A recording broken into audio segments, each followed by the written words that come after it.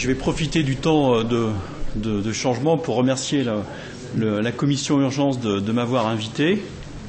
Je les remercie moins pour le sujet, mais je les remercie de l'invitation néanmoins.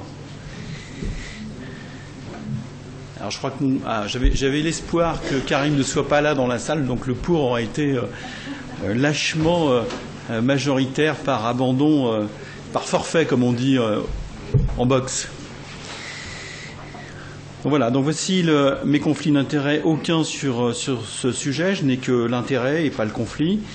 Alors pour essayer un peu de remettre un peu en perspective la curisation, notamment dans l'intubation et la ventilation, et bien évidemment dans le cas de l'urgence, vous voyez les 4 paramètres inhérents à l'intubation, au contrôle des voies aériennes, on va dire ça comme ça. Bien sûr, il y a le patient, il y a l'opérateur, c'est-à-dire vous, les différentes techniques, et puis le parent un peu oublié de cette quadrature, non pas du cercle, mais du rectangle, c'est les modalités de l'anesthésie. Et dans ces modalités, il y a évidemment la profondeur d'anesthésie et la myorelaxation.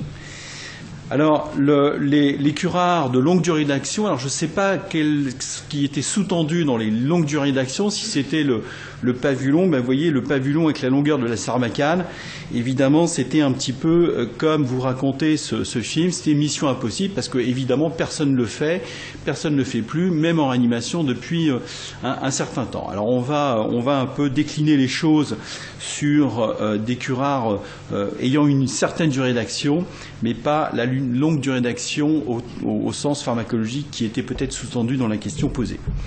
Alors, mission impossible, il me faut un plan d'action. Et le plan d'action, je l'ai décliné en 3 questions qu'on va essayer de régler au cours de ces quelques minutes. Premièrement, est-ce que l'intubation trachéale en urgence est plus difficile qu'en réglé ? Faut-il curariser aussi? Ça, c'est une question. Et puis, est-ce que finalement, je vais renverser la preuve, est-ce que les curares de courte durée d'action le sont-ils aussi bénéfiques qu'on pourrait le penser? On va donc revoir un peu tout ça en détail. Premier point, est-ce que c'est plus difficile?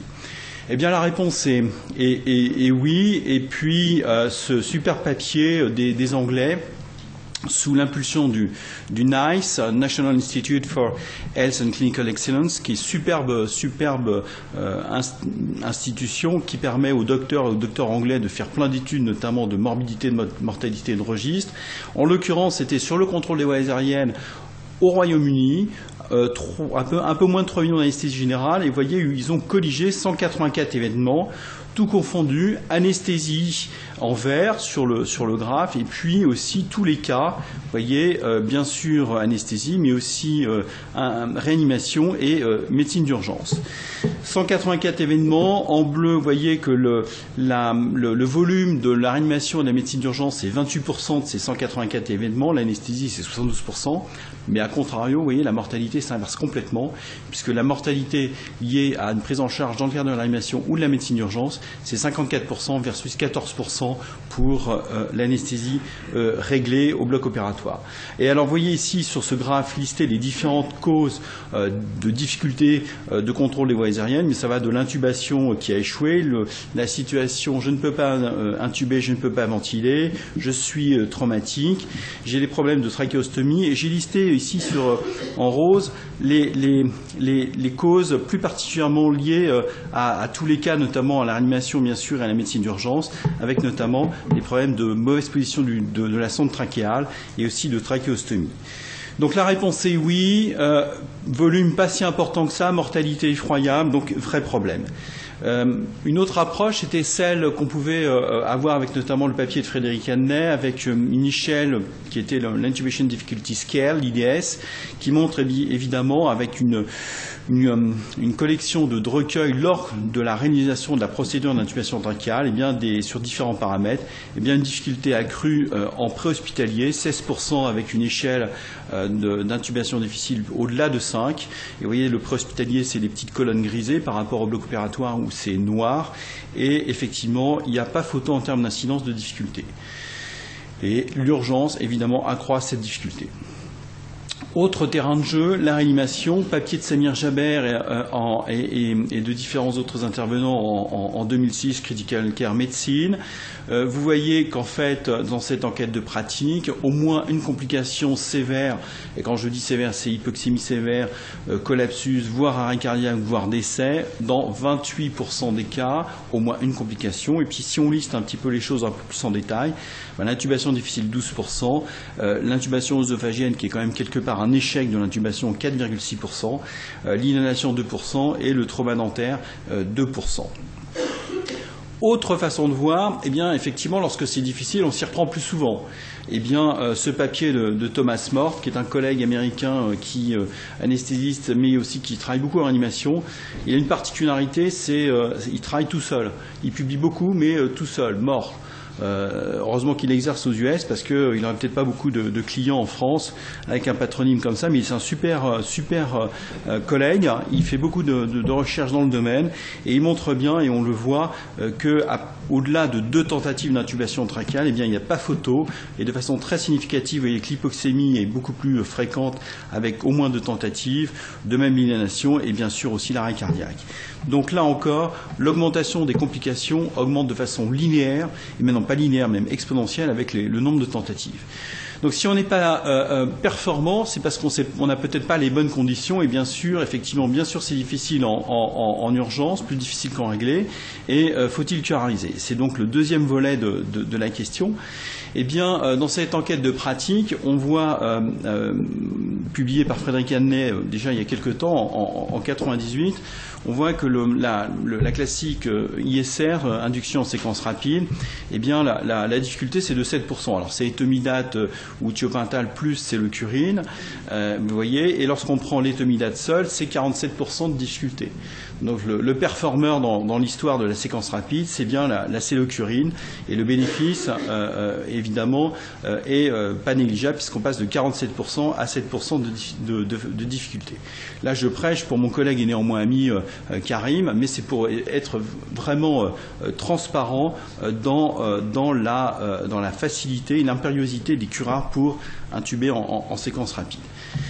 Alors, deuxième approche, aussi la qualité de l'intubation trachéale tout venant, et là c'est un travail publié par des collègues, notamment allemands, sur les critères de facilité ou de difficulté d'intubation trachéale, à la fois via la laryngoscopie, mais aussi avec ils avaient une méthodologie d'endoscopie et même de plusieurs photos itératives au cours de la procédure. Vous voyez les cordes vocales avec la position des cordes vocales, soit en abduction, soit intermédiaire, soit fermée, pouvant évidemment caractériser d'une certaine façon les conditions d'intubation, d'inacceptables lorsqu'elles étaient fermées à évidemment excellentes lorsqu'elles étaient en abduction. Et puis aussi la réaction lorsqu'on introduit la sonde trachéale ou lorsqu'on gonfle le ballonnet. Alors sur ce papier, on voit que dans cette étude prospective randomisée, sérum salé d'un côté, atracturium de l'autre, eh bien il n'y a pas photo, il y a une différence très significative sur les conditions d'intubation trachéale avec le bénéfice pour le curare, puisque les conditions étaient de façon significative excellentes dans le groupe atracturium et puis inacceptable quelque part dans le groupe sérum salé. Et même, ils documentent des lésions pas du tout négligeables sur les cordes vocales. Vous voyez ici un traumatisme sur la corde vocale. Et ils ont un score aussi et un suivi de ces patients avec à distance une maux de gorge et puis éventuellement luxation de la rétinoïde, ce qui n'est pas du tout négligeable puisque ça permet de confier pendant un certain temps le patient aux ORL et c'est évidemment pas si simple que ça. Autre papier avec l'importance finalement de l'hypnotique, notamment des doses d'hypnotique, montrant effectivement est-ce qu'on peut se passer de curare pour intuber la trachée des patients sans curare.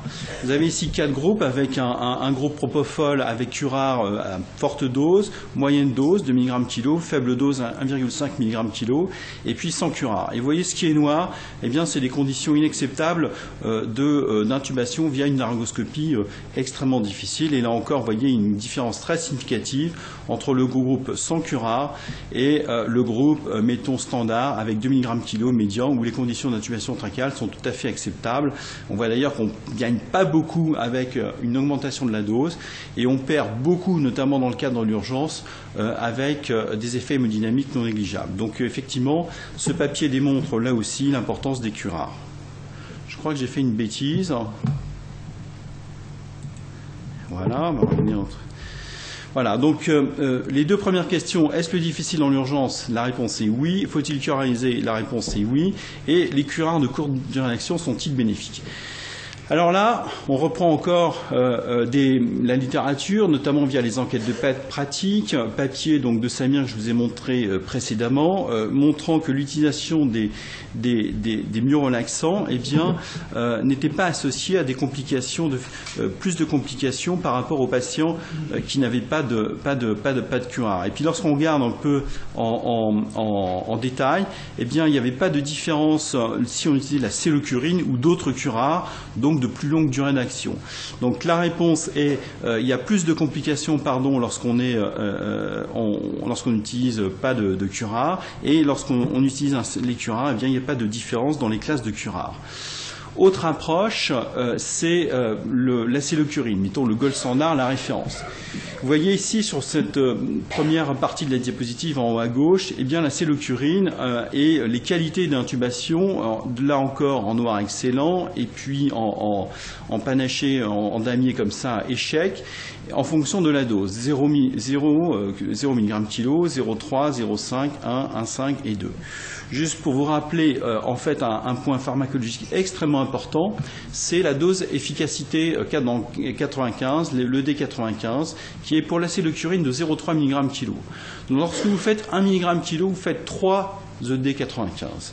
Et ce point-là est extrêmement important parce que lorsqu'on regarde finalement la levée du bloc, eh bien, on voit sur la table en dessous, eh bien, il y a une grosse différence quand même avec 3 D95 puisque vous passez finalement un bloc qui dure 4 minutes et demie, on va dire, à 6 minutes. Et vous voyez une déviation standard qui augmente aussi. Et d'autres papiers montrent aussi un peu ce point, et notamment en fonction de la dose 0,6, 1 mg kg ou sérum salé, eh bien les mouvements diaphragmatiques qui sont à mettons 3 minutes sans curare, eh bien la reprise d'une activité diaphragmatique, c'est 5 minutes, même à une ED95. Donc tout ça pour dire qu'effectivement, bien sûr, il y a des données pharmacocinétiques qui sont importantes, mais pour pouvoir comprendre les choses, il faut les comparer de façon comparable. Autre exemple, je prends le rocuronium, 3 ED95 à 0,9 mg kg. Cellocurine, pareil, 1 mg kg. Alors sur l'installation du bloc, pas beaucoup de différence, 50 secondes pour la cellocurine, 75 secondes effectivement pour le rocuronium à 3 ED95. Bien évidemment, la durée du bloc est beaucoup plus importante puisque c'est 50 minutes versus 9 minutes. Mais ce qui est important aussi, parce que la pharmacopée nous aide et nous a aidé avec une innovation, c'est le Sugemadex, et je vais vous montrer un papier sur la diapositive suivante montrant l'intérêt de lever le bloc via le rocuronium avec le Sugemadex. Quid de cette comparaison? Cellocurine, rocuronium. Eh bien, ce papier montrant 400 patients randomisés, 1 mg versus 0,6 mg de rocuronium, donc 3 ED95 versus 2 ED95, mais qui sont les doses standards. Aucune différence sur les conditions d'intubation trachéale entre les deux produits. Et puis, point important, aucune différence significative sur le retentissement, notamment en termes d'oxygénation. Et pour compléter et effectivement montrer l'intérêt aussi de d'autres médicaments, avec la possibilité que la cellocurine, avec la possibilité d'antagoniser le bloc neuromusculaire, notamment avec le Sugemadex, vous voyez, vous avez la formation d'un complexe qui permet de récupérer le bloc neuromusculaire avec l'injection, et c'est bien sûr dose dépendant. Ici, pour une récupération complète et rapide, c'est 16 mg kg, ce qui est effectivement une dose conséquente. Eh bien, on voit, et c'est un point extrêmement extrêmement important, que la récupération du bloc, notamment neuromusculaire à 90%, eh bien, dans le groupe rocuronium plus sugammadex, vous voyez, c'est 5,7 minutes versus quasi 11 minutes avec la cellulturine. Donc certes, pharmacologiquement, les durées d'action sont plus longues avec des curares type rocuronium, mais lorsqu'on utilise l'antagonisme pharmacologique, eh bien, on a une maniabilité beaucoup plus prévisible et on gagne quasiment 50% de temps en termes de levée de bloc musculaire.